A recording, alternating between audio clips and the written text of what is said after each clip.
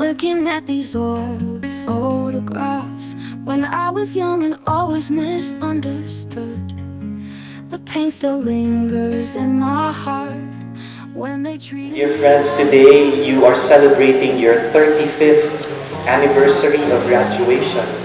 You are coming home to this building which has witnessed many gifts, many experiences in your life. And before we start your 2-day reunion, we would like also to come home to God. God who is our true home. Embrace just became a sin. A handshake is now a weapon, an enemy in the air we breathe in. Wondering about the lives they have been. Are they doing? It is a joy to join Bicol University High School class of 1989 on your 35th anniversary of graduation. Palakpakan tapon kada saro. Going back into the readings today, in the gospel reading, we see Jesus responding to opposition, not with a dramatic showdown, but with a graceful retreat. Ang background po nitong gospel, si Jesus, hindi laging tinatanggap ng mga tao, kung minsan siya po ay nare-reject. And what does the Lord do? Every time that He is faced with opposition, criticism, rejection, what does He do? Ang ginagawa niya po, He steps back, minasibok, and He retreats away gracefully. He rather continues His mission with humility, with gentleness. And that mission is for everyone. Some fell in love, some have broken hearts, but through ups and downs, life was an art. Storms passed by and brought tears to my eyes. I survived the nights. So message ko kay Dok, mag-graduate ka mo. Iyo pa magkiraray ang message. Don't forget, you are graduates of this prestigious school. And so, may mga pillars para kita. May mga pillars. Live on and carry on those pillars that we have established in our school. And then, pag-attend dito, pag-babalik.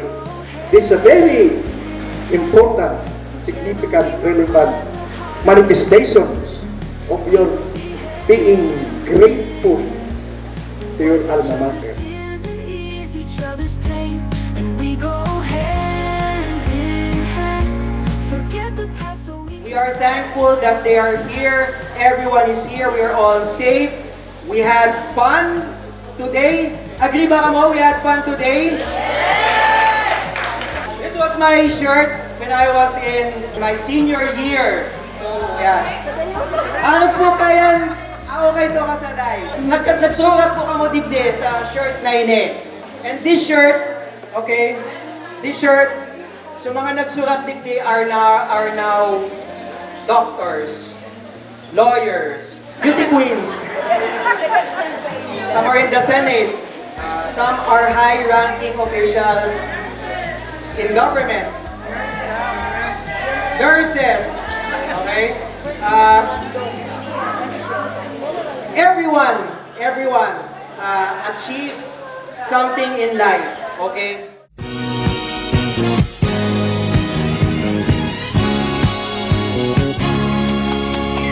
Walang iba magsasarap sa pagtitingin natin. Sana ay pinamagwakas itong awit ng pag-ibig. Awit natin ay wag mong kalimutan. Nakukunaman na lagi ka pakikinggan.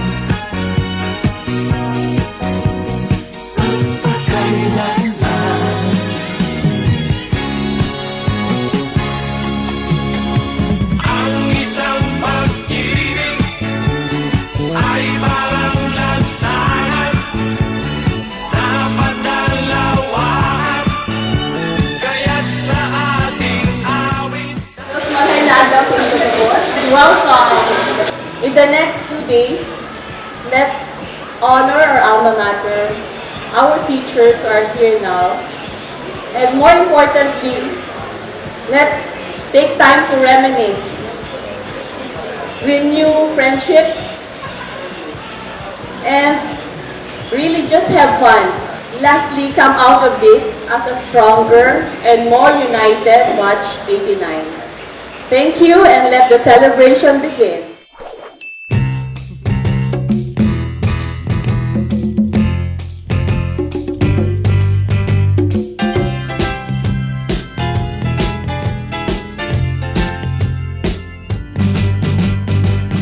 Why do you build me up, buttercup, baby, just to let me down and mess me around, and then worst of all, you never thought, baby, when you say you will, but I love you still. I need you more than anyone, darling. You know that I have from the start. So build me up, buttercup, don't break my heart. I'll be over at 10, you told me time and again, but you're late. I wait around and then I run to the door. I can't take anymore. It's not you, you let me down again. Baby, try to find a little time and I'll make you happy. I'll be home, I'll be beside the phone waiting for you.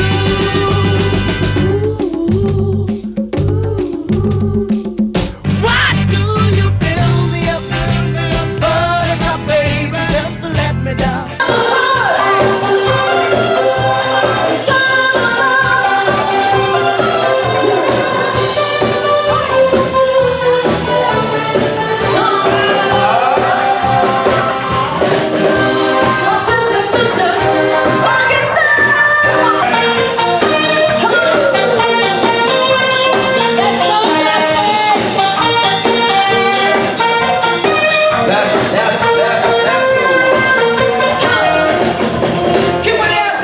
Salamat po sa pagbalik, salamat po sa pagdigdi.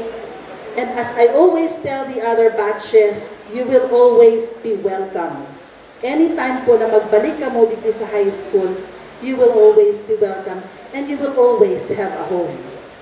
Thank you very much.